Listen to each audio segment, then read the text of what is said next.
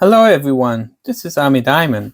In this episode I'd like to show you a new feature in Copilot in Excel. So, I'm in a team site and I'm in a document library called Documents. I'll go to an Excel file that I have prepared, which is called Demo Copilot, and let's open it. So, it's opening it. And what we will see here is actually that we have a table that actually we have first name, due date, and we have sales. Now, the new thing we have here is the clean data with Copilot. So as you can see now, we have 3 suggestions that we got, and let's see what they suggest. So let's click on Show Suggest. First of all, the first suggestion is extra space. So we see David Cohen, and if we go to the next, we see it's marked in red. There's an extra space here actually. So if you check, you'll see there's more than one space. So what they're saying is, we recommend you to remove the extra space. Okay, so let's apply it, and you see now it's only with one space. The second thing is the inconsistent text.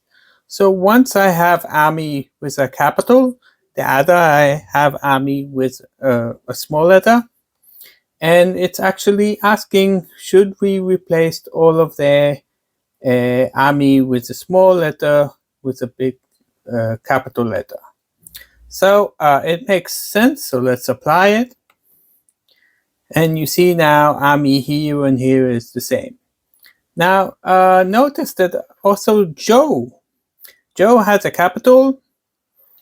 First one is with a capital, second one is with a small Joe. So if we click on it, actually we will be able to be consistent, and that's really cool.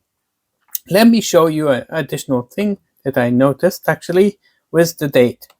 So if I double click, it opens up like a calendar, which is amazing. So let's try to add a new item. By the way, it works only when the table is actually a table and not just a list. So let's put another name, and all of a sudden I have a date picker that I can choose, and let's say I want this date and the sales is this much, and actually it does it.